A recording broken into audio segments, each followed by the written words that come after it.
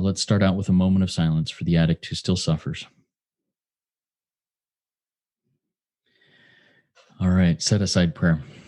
Dear God, please set aside anything we think we know about ourselves, about our disease, about the big book, the 12 steps, the program, the fellowship, the people in the fellowship, and all spiritual terms, especially you, God, so that we may have an open mind and a new experience with all of these things.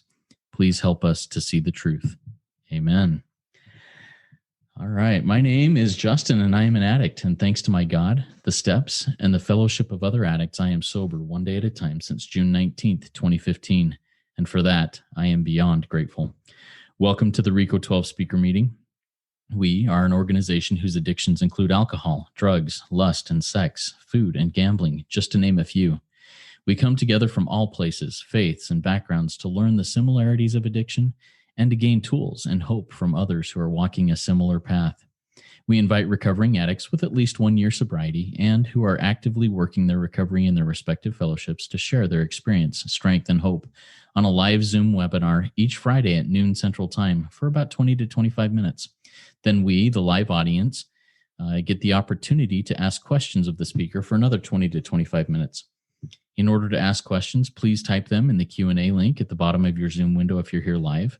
And if you're hearing this meeting in recorded podcast form and would like to participate as a live audience member in the future, or if you'd like to even be a guest speaker in a future meeting, please go to www.reco12.com. That's RECO12.com to learn more and to submit your email address there to receive weekly invitations or to submit to become a guest speaker. RECO12 is a self-supporting service, and we appreciate your support. We gratefully accept contributions to help cover the costs of the Zoom platform, podcast platform, web hosting, and administrative costs. To contribute, you can go to reco12.com/support, or you can click the link to PayPal that I'll have in the chat of the live meeting and also in the show notes of the podcast. When you contribute, please specify the meeting number. This is meeting number 44. Last week's meeting was with Jeremy M., and he spoke on the topic of needing a capital C connection in recovery. If you missed hearing that very powerful meeting or any other meeting that we've done, you can listen to them in podcast form by searching for RECO12 Speaker Meeting Podcast on virtually any podcast platform that you use. Or you can go to the RECO12 website and find it under the link podcast. If you find value in RECO12, please take a moment to go to the podcast platform of your choosing and leave a rating and review. Also, please feel free to share it with any of those in your recovery network that may benefit from it. It helps us work our 12th step by carrying the message of recovery to more addicts who suffer. One more word about our speakers before we introduce today's speaker. When we line up a guest speaker for a meeting, we ask them to seek guidance on what and how to present so that they can reflect the light they have been given. That light will inspire hope, meaning, growth, and worth in each of us, the listening audience. Now let's introduce our guest speaker for today, Robert Pardon, who is elected to give up his anonymity in this meeting. He will be speaking on the importance of taking the 12 steps in order. Now here's a little bit about Robert. Robert Pardon is the recovery guy, and you can learn more about him at recoveryguy.org or on his podcast called Recovery Guy. Robert holds a degree in alcohol and drug studies and has been clean and sober since April 25th, 1986. Robert spends the majority of his time assisting others in their pursuit of wellness. Take it away, Robert. The floor is yours. Thank you so much, Justin. And just in the brief time that we've had to chat today, it's always nice to know I have a new friend. And that is, that's really the beauty of the program of recovery. And whether it's a church-based through the LDS or, Reformers Unanimous through Evangelical or Celebrate Recovery or 12 Steps at Large, there's two aspects of recovery. And one is the program that we follow and the fellowship that sort of holds us together, because one of the things I think everyone can agree on, whether you're an alcoholic, a drug addict, compulsive overeater, compulsive gambler, sexaholic, a lustaholic, we all suffer a great degree of loneliness and despair because most of the relationships we have that would be considered normal are unhealthy because we are so unhealthy. And we're liars, we're cheaters, that prevent us from having healthy fellowship or relationships, especially with our significant others, because there's that spiritual connection, that unity that's displaced or disjointed or destroyed as a result of our addiction. And then even the people that we hang out with in the course of our active addiction, we know that if it wasn't for the addiction or the behavioral challenge, that relationship wouldn't exist. So even that isn't real. So every one of us come to recovery relationship starved. And that is why it is so important that the preamble of even Alcoholics Anonymous. Alcoholics Anonymous is a fellowship of men and women who share their experience, strength, and hope with each other that we might solve our common problem. And then it goes on. Justin, if the only thing I would have ever heard was Alcoholics Anonymous is a fellowship, I would have stayed. Because I was so lonely. I was so isolated. I was so starved of anything that resembled hope and faith and fulfillment that I honestly, Justin, if AA didn't work, I didn't know what I was going to do. Because by this time, it was obvious the alcohol, the drugs, the gambling, the sexual pornography, all of those, I knew none of those worked. And that is why I subsequently went into treatment. And so having the fellowship kept me around when logic said run. and I stayed long enough. Today, and I'm so glad we're going to talk about the steps, because to get anywhere in life, one must take steps, because we can't accomplish anything without forward movement. And one of the things I've learned along the way, and maybe many in the audience can relate to, because of the law of gravity, standing still will eventually mean I move backward. Newton's law of motion states that things that are at rest stay at rest. Things that are in motion stay in motion. And that is the indicator that I must always stay in recovery. So I want everyone out there listening to know, even though, as Justin previously stated, by the grace of God and the fellowship of recovery, I will have 35 years, the 25th of this month. And it's all grace, trust me. Because left to my own devices, I drink, I use, I destroy. That's who Robert Pardon is. But with the power of God as he reveals himself through my approach to recovery, I'm whole, I'm complete, I'm well, becoming more well, or as my friend Tom Bennett would say, weller than the well. So my foundation, and I want everyone to understand that it is 12-step recovery. I am a big book thumper, for which I make no apologies whatsoever. When I came into the program, I originally was introduced to recovery through Gamblers Anonymous back in 1985, in December of 85. And I thought if I could, lived in Las Vegas at the time, and I thought if I could solve the gambling problem, maybe I could cut back on the drinking, right? Because we always want to cut back. We never want to stop. We just want to cut back long enough for the heat to die down, the boss to bring us back to work, the wife to open the door, the parents to say, come on over, right? Or the friends to say, you're not that dangerous, whatever it takes, right? And so I went to Gamblers Anonymous, and that worked for about a minute. But what I found, Justin, was really interesting. It would prove to be interesting as I became restored to sanity. It was interesting because I found myself isolating more in my drinking. When I was gambling in Las Vegas, I lived in Las Vegas from 1980 to 1987, and at the height and the acceleration of my disease, I found myself not gambling, but I wasn't drinking at bars and other areas, casinos and so on and so forth. I mean, in every bar, there's a tabletop 21, video poker machine right in Las Vegas bars. So I'd be in casinos and bars, and gambling would be a part of it because you get those so-called free drinks, right?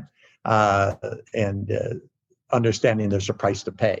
So I stopped gambling for about a minute, but I started drinking at home more, and I started to become more of an isolated drunk.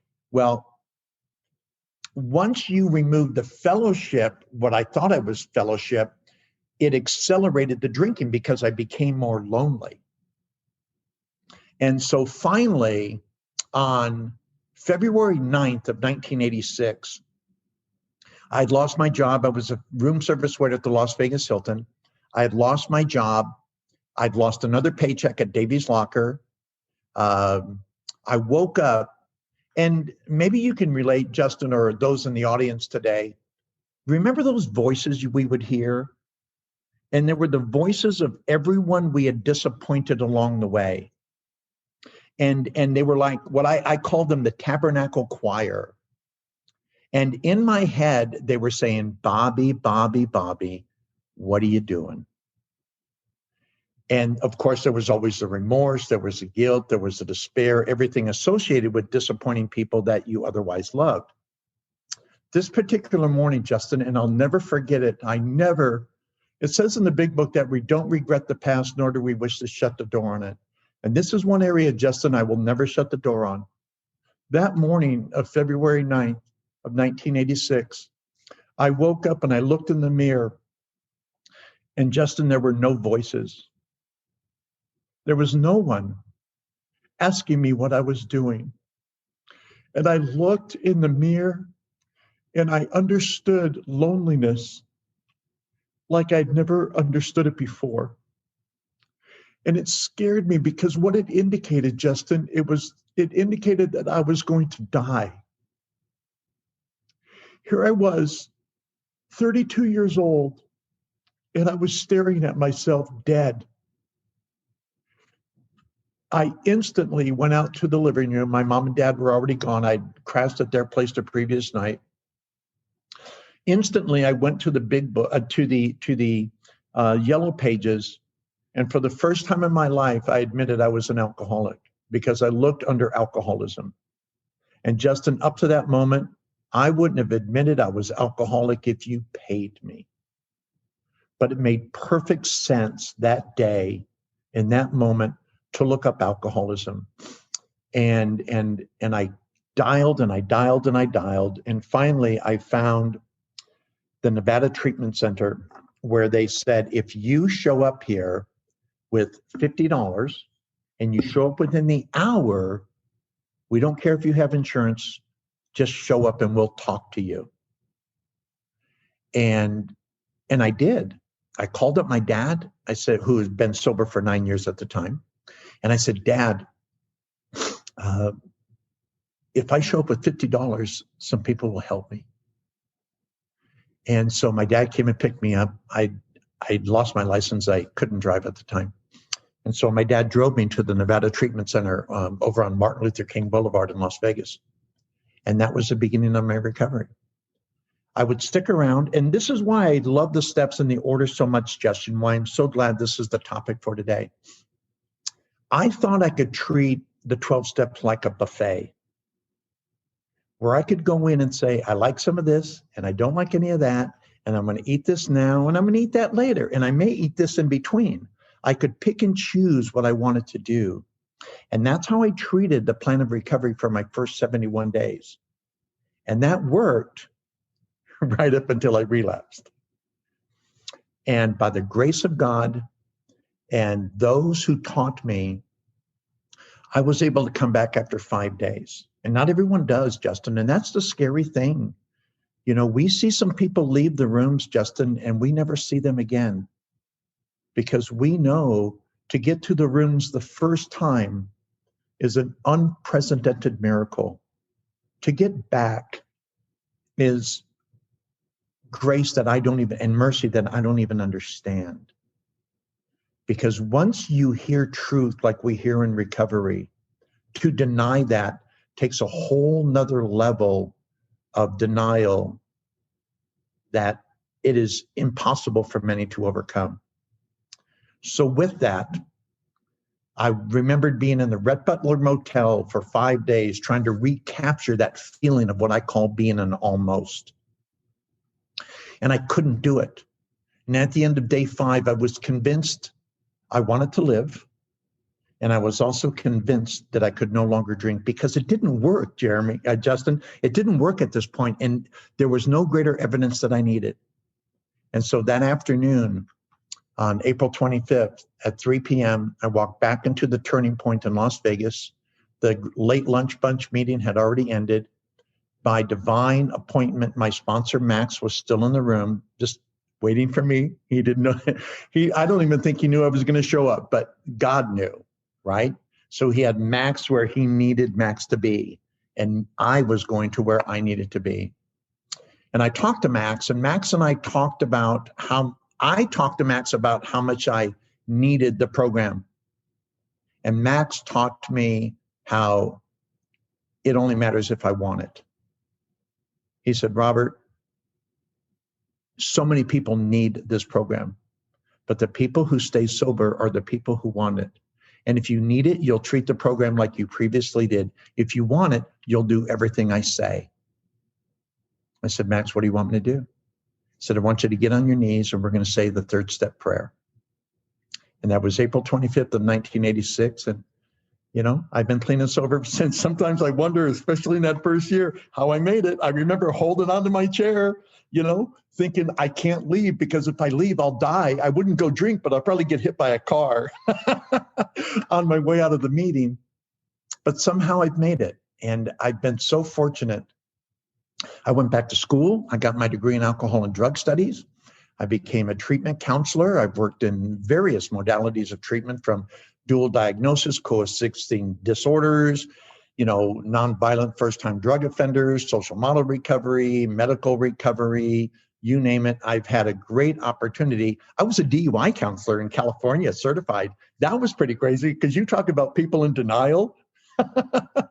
Talk to a person who gets 3 DUIs, you know? And so the journey has been just fabulous. But the whole step thing, it's so simple because I love to apply practical science and personal application into something that is spiritual, like the steps, right? So the reason the steps are critically important to be done in order, because if not, I will, based on my human nature, take the path of least resistance. It says in step 1 of the 12 and 12, Bill writes, who likes to admit complete defeat? Practically no one. And so therefore, I must do step 1 first, and essentially to perfection. My dear friend Pete the Greek told me the only step I ever needed to do to perfection was step 1. He said, the other steps you can make mistakes on and you'll be okay. But if you ever forget that you're powerless over alcohol and your life has become unmanageable, the likelihood is you will relapse.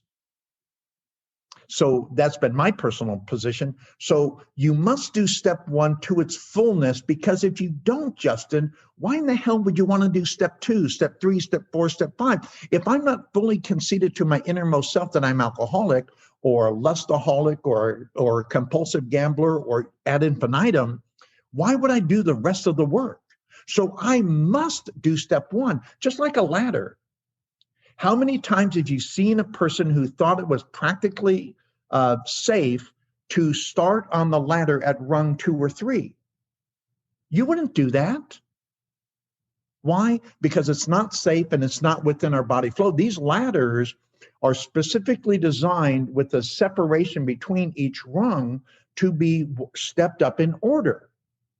So when we look at a ladder, I would never, if I'm traveling from Salt Lake City down to and I'm driving and I'm going down to Spanish Fork about 60 miles south of me, I have to pass through certain cities before I get to my destination.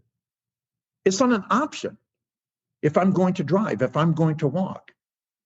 Even if I fly, I pass over those areas. So when you look at geography, when you look at nature, when you look at anything, even a tree that grows, you've never seen a fully grown tree that didn't start out with the seed. It just doesn't happen. There's seed, there's germination, there's pollination, there's everything that has to occur for that tree to grow. The steps are the same way. Right? It says, we thought we could find an easier, softer way, but we could not. With all the earnestness at our command, we beg of you to be fearless and thorough from the very start. Right? Some of us have tried to hold on to our old ideas, and the result was nil until we let go absolutely. Me letting go says, whatever you say, man. If you want me to do step 2 after step 1, I'm in. Because I'm fully convinced if I don't do that, Justin, I will relapse. And for a person like me, to relapse is to die. Until I view my addiction as a loaded 357 that will kill me instantly, the only difference between me blowing my brains up with the 357 and drinking is it might take me a couple of weeks longer to die from drinking. But dead I will be. Right? So I need to do the steps. So when and one of the great things about the steps, and I as a relapse prevention specialist, I deal with a lot of people who have been clean and sober in that 2 to 5 year window, but have relapsed. And what I do with them is I walk back and say, okay, where did the struggle begin?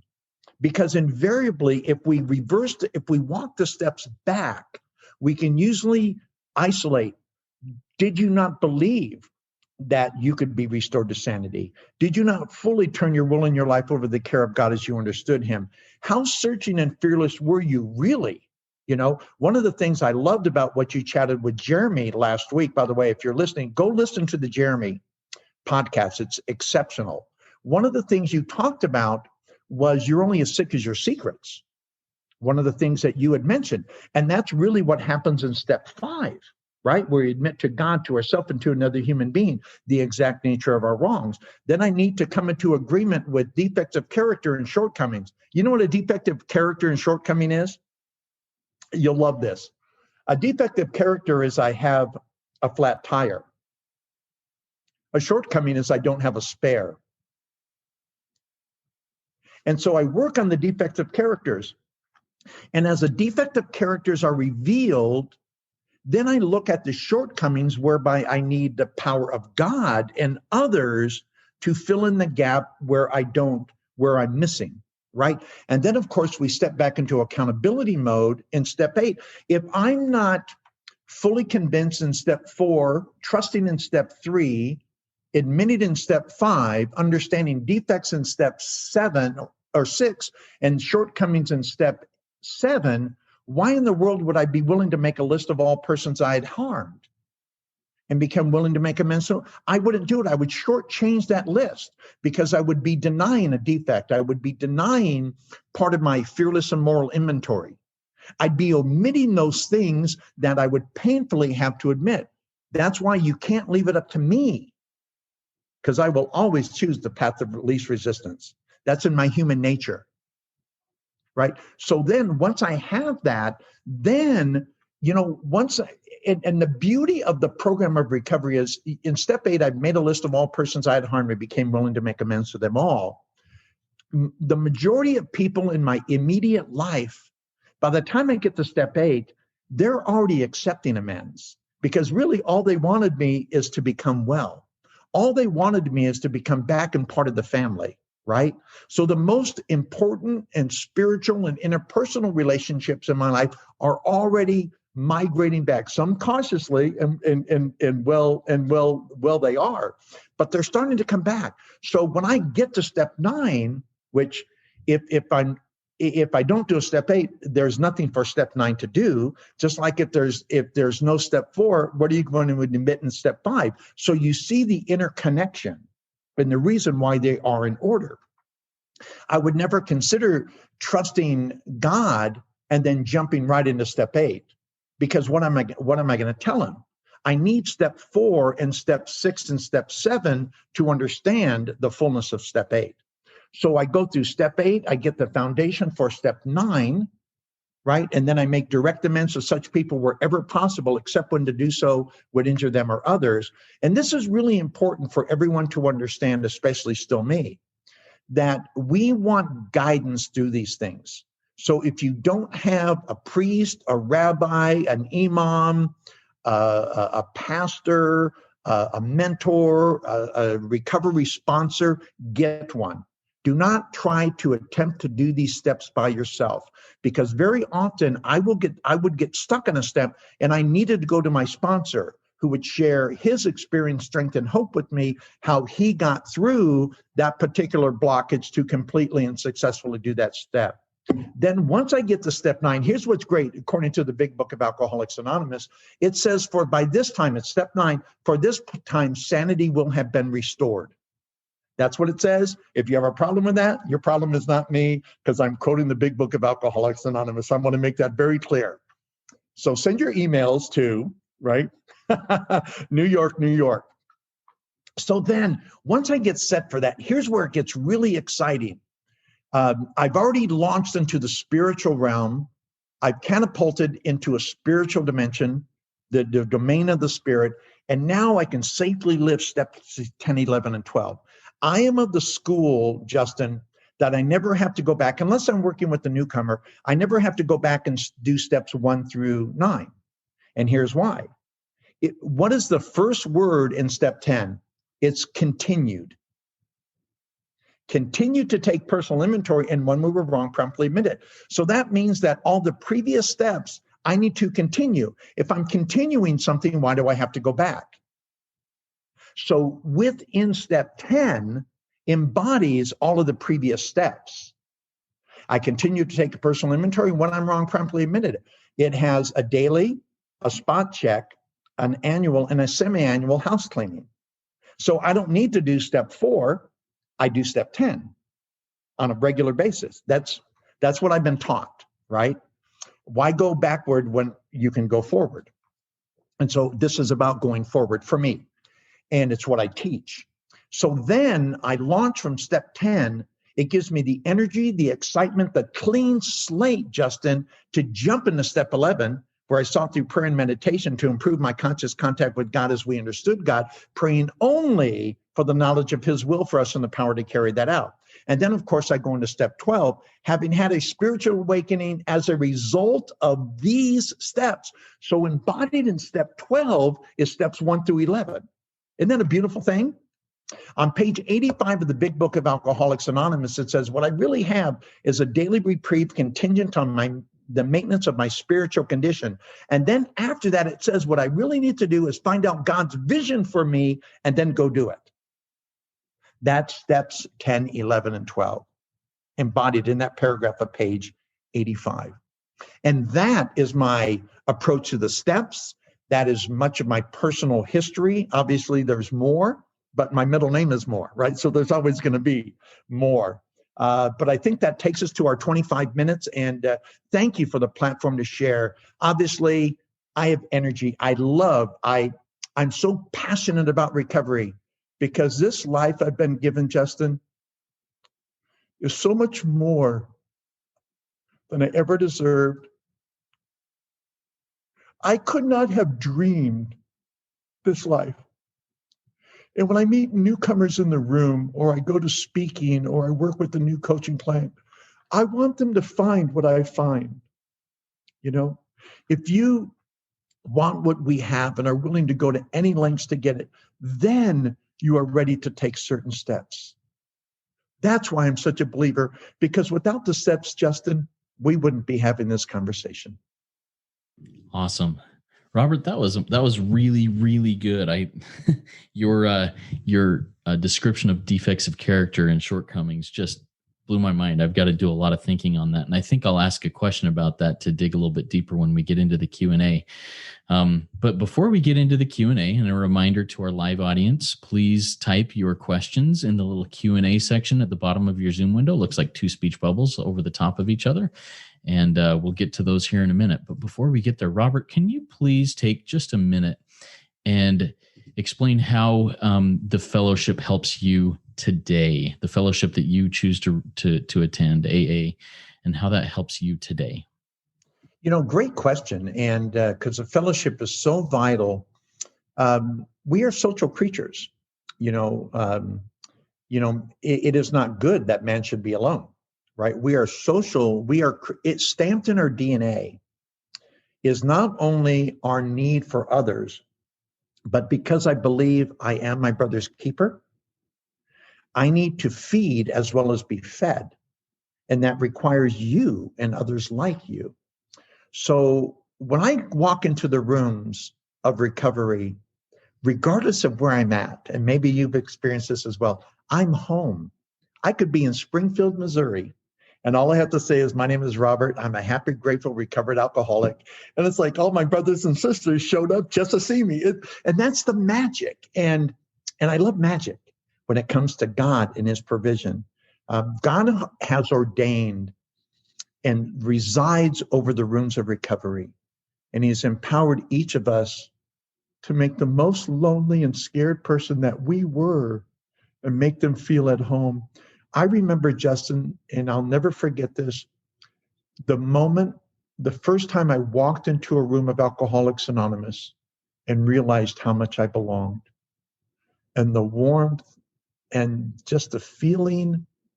When you're lost, as long as we're lost, Justin, coming home for the first time is something that you want over and over again. And so I go back and I enjoy the fellowship. The fellowship isn't recovery.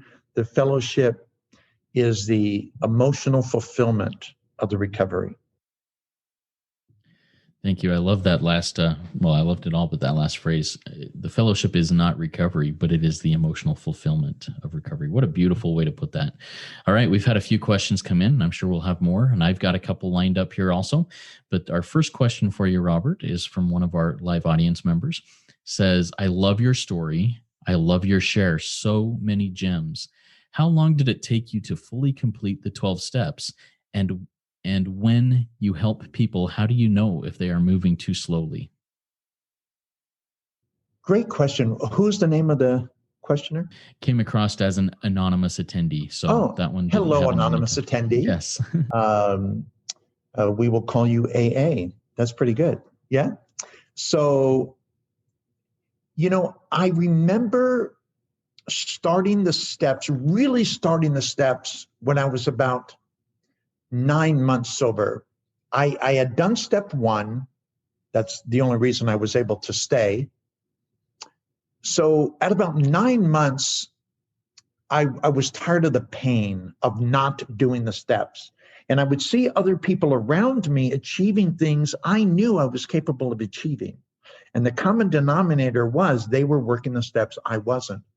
So I began at about 9 months of really being thorough. That's longer than most people. That's why I say I have no idea why I stayed sober the first year. But it probably took me 3 months, right about when I took my 1-year chip.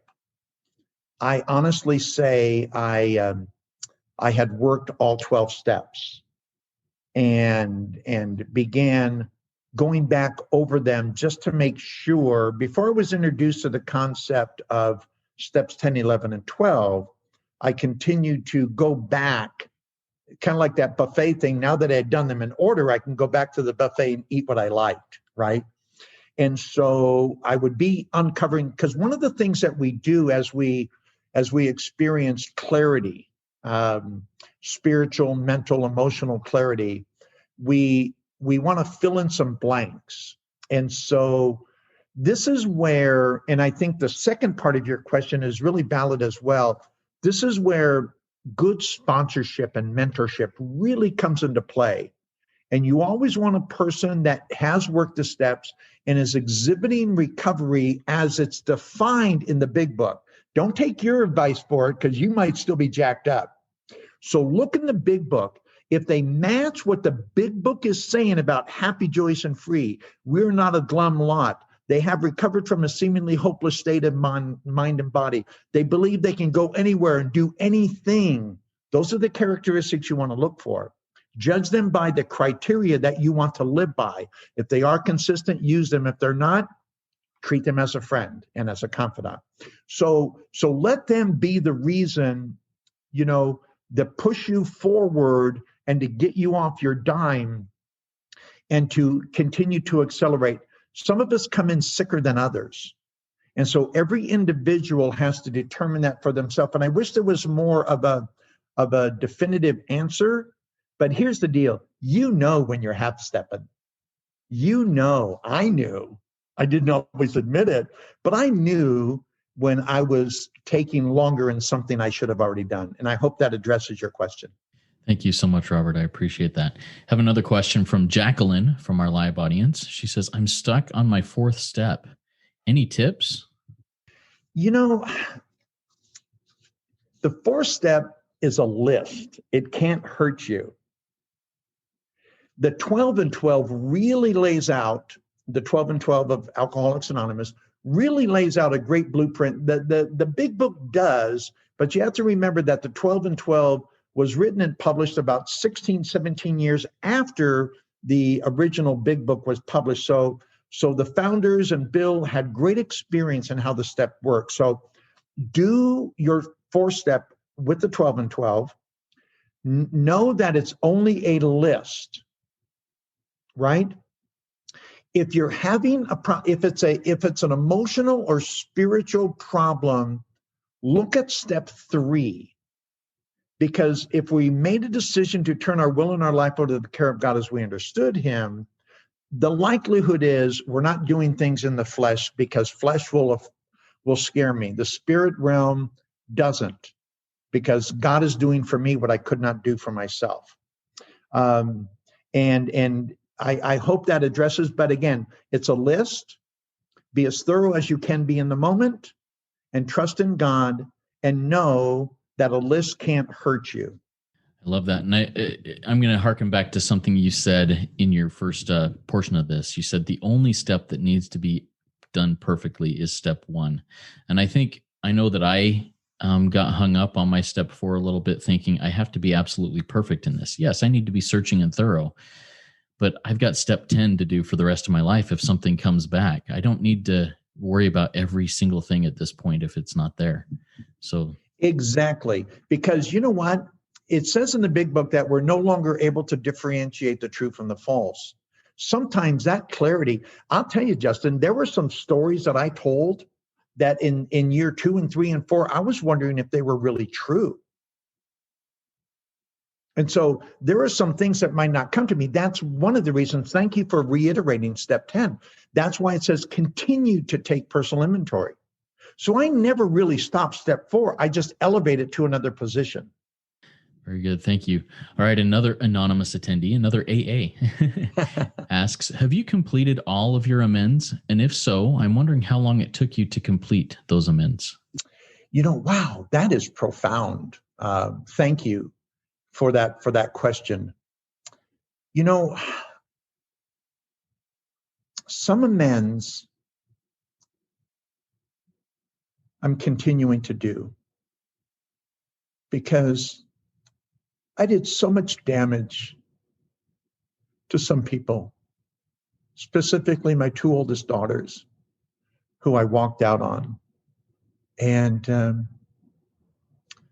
I don't know if I need to continue to make amends as much as I want to continue to demonstrate the change that has occurred in me. Some things, and part of it's my guilt and shame that can take a lifetime to get over. But we just continue to work. And it's not to say I keep saying I'm sorry, right?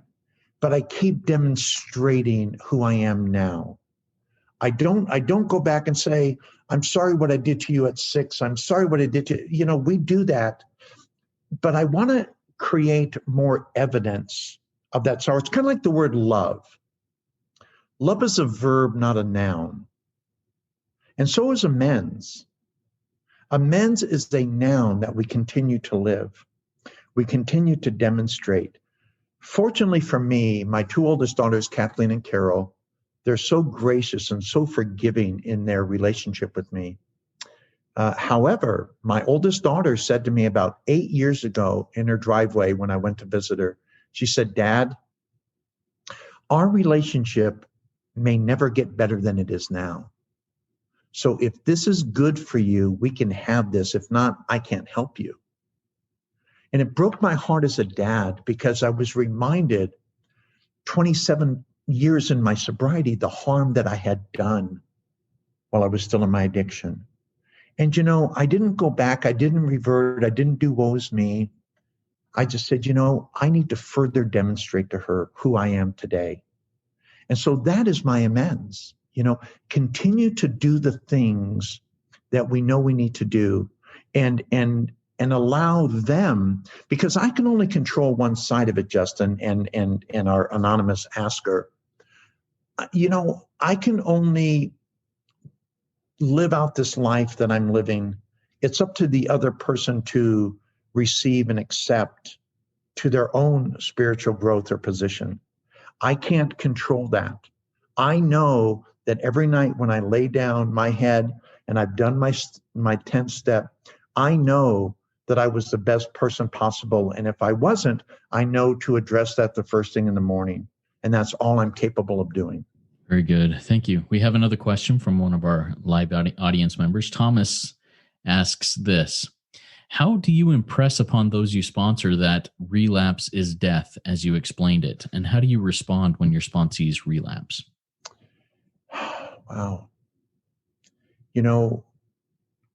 Relapse is so devastating.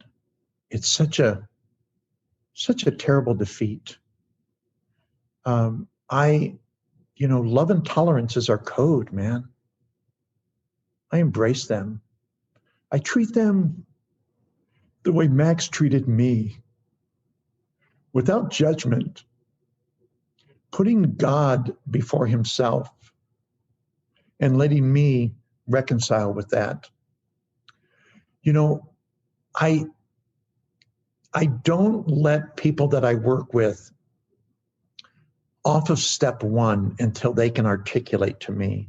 Because I work with a lot of people in treatment centers, and the whole COVID thing has sort of jacked that up, but I go to treatment centers a lot, and treatment centers in Southern California, my friend Scotty runs Welcome Home Sober Living, and I get down there when possible, and I go into prisons and institutions.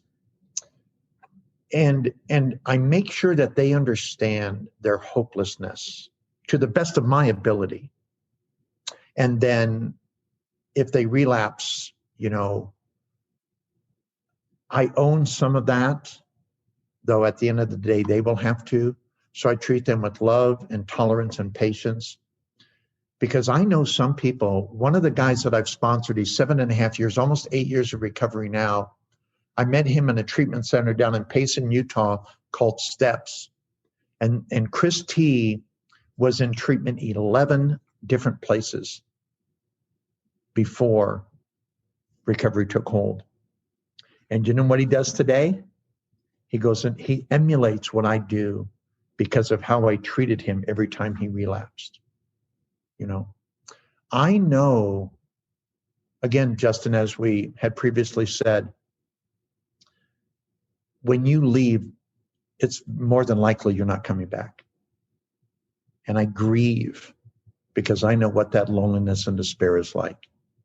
That's one of the questions I had for you that I'm going to pose right now. You mentioned that, and I hadn't thought about this quite this way before. When somebody comes into the rooms, gets a little bit of sobriety under their belt, and then goes back out, whether initially it's because I feel like I've got this, I'm healed, I'm good, I can move on, or whether it's I have relapsed and gone back out. And then eventually, if the person who says, I've got this, I'm healed, I'm good, relapses, coming back in, that stigma's, that shame attached to that is massive. So how do you have any words for the person who is out there right now in that place, who is hearing this and going, man, I'm so ashamed I can't go back into the rooms, I can't do this again? Do you have any words of encouragement to invite them back by chance? Come home. We miss you more than we could express. We know your loneliness. We know your pain. Let us love you. Come back and share the hug, because we won't judge you nearly as harshly as you're judging yourself right now. It's not who we are. We want you to come back. Like any parent wishes their child will come home. We're family. We are a fellowship of men and women who share. Amen.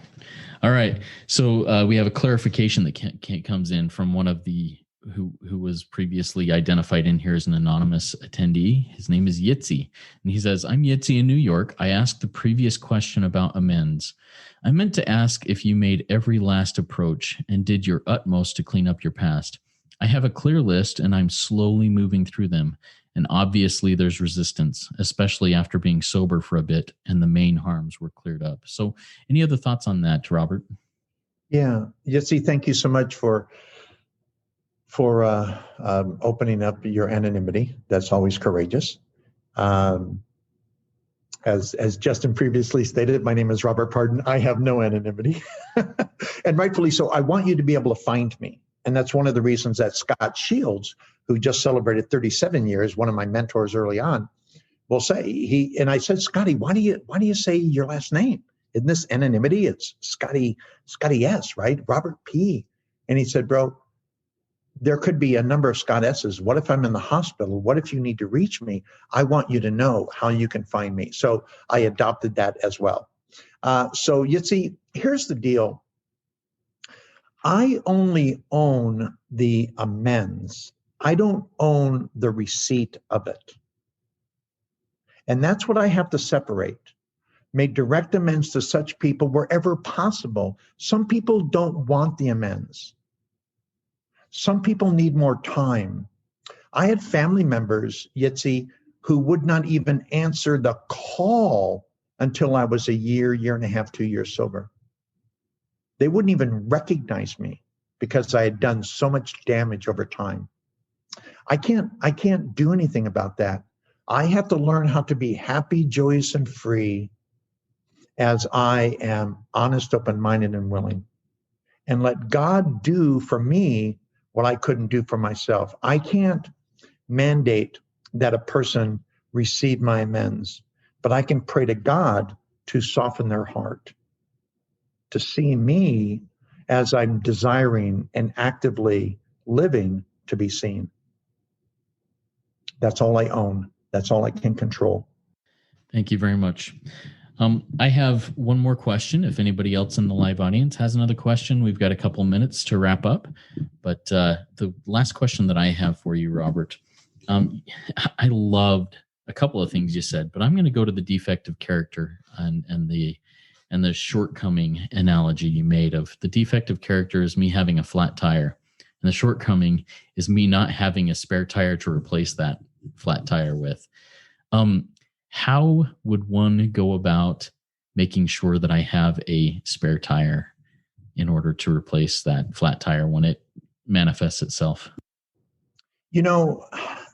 Great question. And it took me a few years just to get my head around it. At first, it was just kind of a pretty cool cliche, and I could relate to a degree. So the principles and the guidelines, see, what's important, matter of fact, a podcast from Tuesday's podcast was on the 12 principles.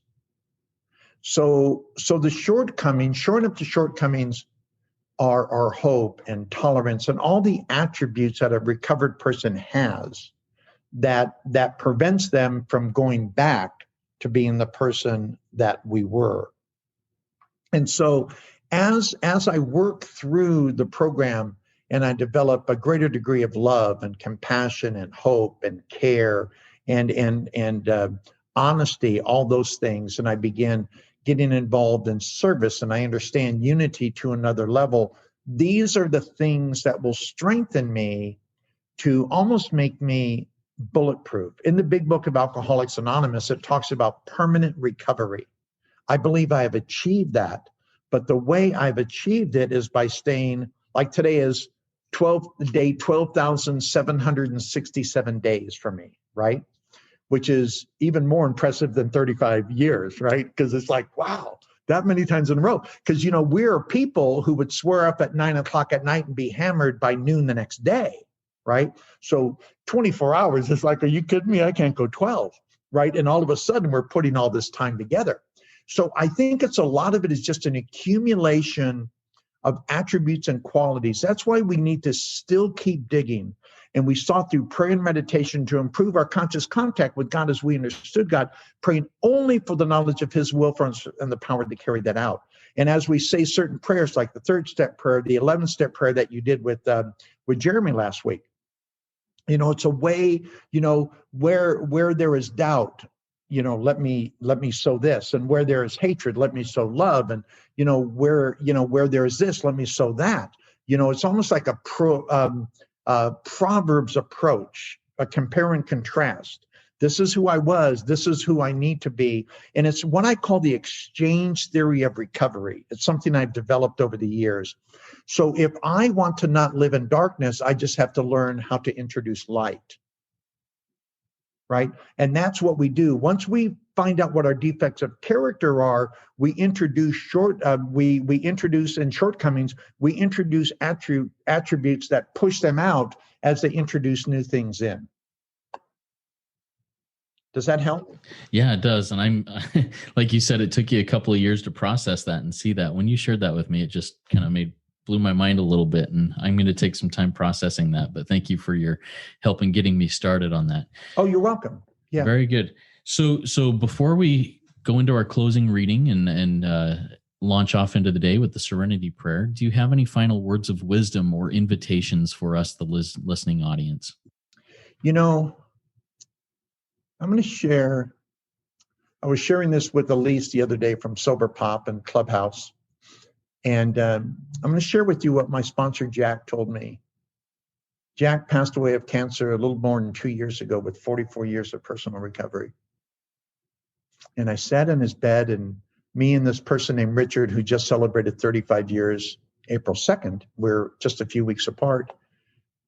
We were his longest sober sponsees. So I sat in his hospital bed in Las Vegas, and I got real close because he could hardly talk, and I wanted him to pass me the mantle because when I left, I would not see him alive anymore. So I said, Jack, what do I tell him? What's your message that you want me to share? And he looked at me with his sunken cancer eyes and his barely audible sound. And he said, Bob, tell him it works. And I kissed him and I hugged him and I walked out of the room, and 2 days later he would be dead. Sober 44 years, and what a legacy. So that's my message, Justin. It works. I love it. Thank you so much, Robert. That was a fantastic RECO12 weekly speaker meeting for all addicts and those wanting to learn more about addiction and the recovery therefrom. If you in the live audience had additional questions, or if you have would like to discuss any of these points, you can go to RECO12.com/forum and join in our community and ask those questions and answer other questions that will come up. I invite the audience to come back next week. If you've not yet gone to RECO12.com and submitted your email address, please get on the invitation list so you can join us live at each Friday at noon Central Time. Next week, we're going to hear from John S., and I'm super excited about that. All right, Robert has elected to have us launch off into the rest of our day with the Serenity Prayer, and he will be voice. Have at it, Robert. Let's pray. God, grant me the serenity to accept the things I cannot change, the courage to change the things I can, and the wisdom to know the difference. Amen. Amen. Thank you so much. Keep coming back, everybody. It works if you work it. So work it. You are worth it.